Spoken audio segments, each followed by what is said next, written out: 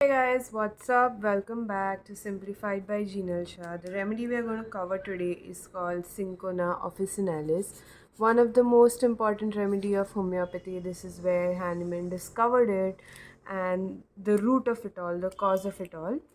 So let us get into the root and cause of the remedy by itself. As we know, the remedy is useful for malaria and fever. That is how it was discovered. But if we go deep into the symptoms, we realize a common ailment that persists throughout, and that is fluid loss. If you've completed second year patho, you understand shock. Even in surgery, we have shock. So shock could be of multiple type. If it is hypovolumic shock, it is usually due to fluid loss, right? So we label it as hypovolumia, correct? Then there could be a shock which could be because of blood loss, hemolytic shock, and then other types of shocks. So this remedy mainly deals with these two shocks, and if you know the pathophysiology of it, if you know the signs and symptoms, you are easily done with the remedy. Alright, so let's start with fluid loss. Now, fluid loss usually means dehydration, and your dehydration could be A because of diarrhea, which is actually the most physiologically accepted form of hypovolemia because of excessive loss of fluid because of diarrhea. Then we have something that only Materia Medica mentions, that is lactation, excessive feeding of the child if she has. But what it actually means is that having multiple pregnancy back in back, leading to multiple or continuous lactation for a very long time. And then there is suppuration, which doesn't exactly lead to fluid loss. But what we mean to say is any reason, instead of concentrating on these three, we concentrate on fluid loss, right? There are a few characteristic symptoms with diarrhea, which is very important. That is, it is painless diarrhea. We have a lot of remedies in materia for diarrhea. You could use Cinchona if there is fluid loss, hypovolemic shock-like symptoms, which diarrhea that is painless. And second important part is nocturnal. So painless nocturnal diarrhea, Cinchona should be your go-to remedy. Now imagine this person, lost a lot of fluid or he's lost a lot of blood. The most common symptom should be debility, and I'm going to add a few pluses to indicate that it is too profound of a nature. We could compare it with the acid group as well. That is how profound the debility is. Secondly, fluid loss doesn't really just mean loss of water, it could also mean loss of albumin, right? So by fluid loss in general, we consider it as hypovolemia. Second sort of fluid loss will be loss in circulation. So there's dropsy. So there is fluid, but it's not circulating. It is collected in the spaces around. Um, Now this dropsy is more localized. It could be more localized, maybe to the feet, or it could even be generalized. Both the dropsies are seen in Cinchona.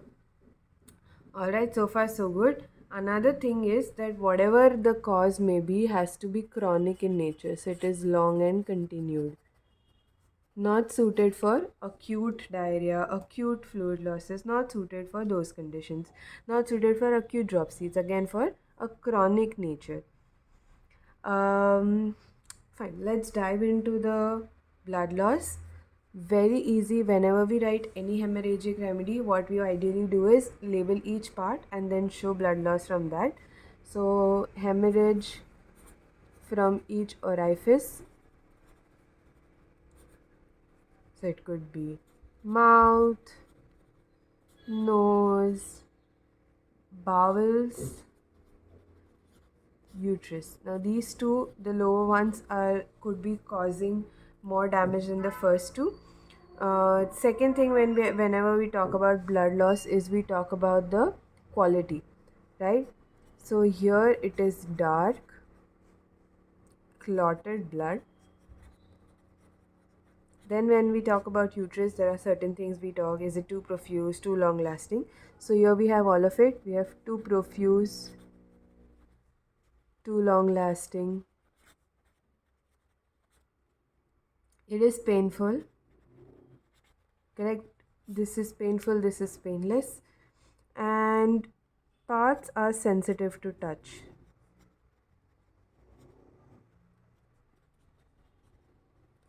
So this becomes a characteristic symptom. Parts are sensitive to touch, but the patient feels better with heart pressure.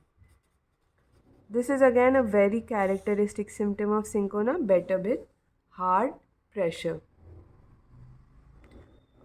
Sorry about the quality. The patient is better by heart pressure. Now, very basic first year student could also understand and tell us what does blood loss lead to? Anemia. What are common symptoms of anemia? Fainting,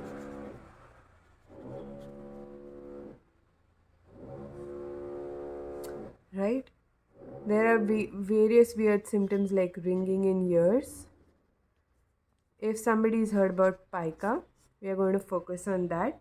Now, China has a lot of weird symptoms when it comes to desires, and they rotate somewhere towards sour things,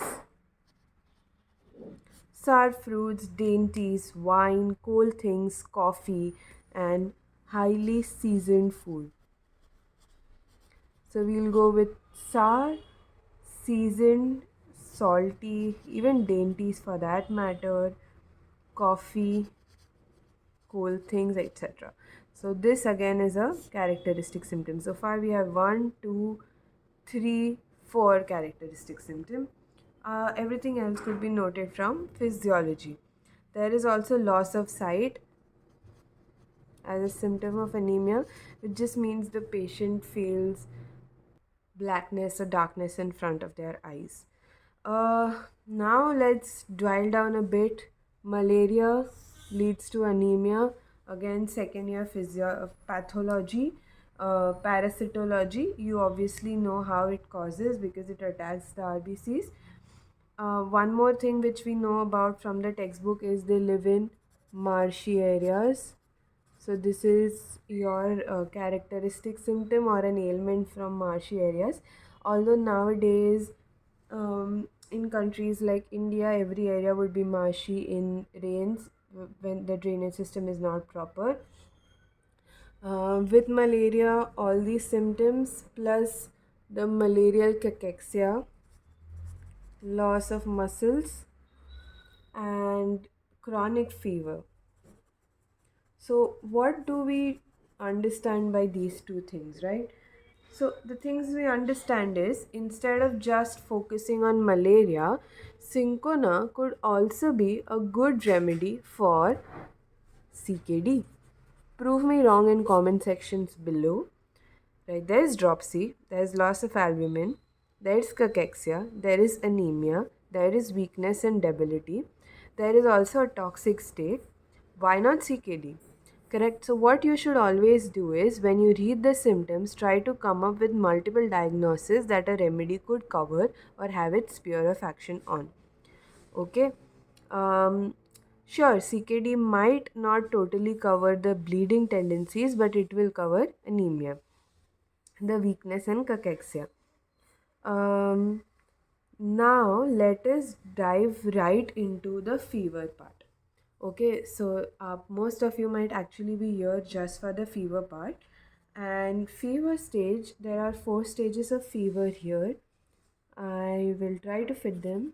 There's chill, there's heat, there's sweat, and then there is apyrexia. Now, what is interesting about Cinchona is that the fevers are intermittent. Now, what we mean by intermittent is that, and please check it in your books because a lot of books tend to make the periodicity a bit different. Uh, it's mentioned that fevers return 7 to 14 days, every 7 to 14 days. So, when we talk about malaria, actually the fever should return every 48 to 72 hours, right? If it is returning after every 7 to 14 days, we go and think about something even more chronic, probably like cancer. But of course, if you're using it in malaria, do not reject the remedy just because it mentions return or periodicity of 7 to 14 days. Now, there's a thing that before fever, there is 2 to 3 hours of anticipation. That means there are some prodromal symptoms that occur before the fever. Alright, and post every 7 to 14 days, there's going to be fever. Now, another characteristic fever is the attacks are always in the daytime or never at night.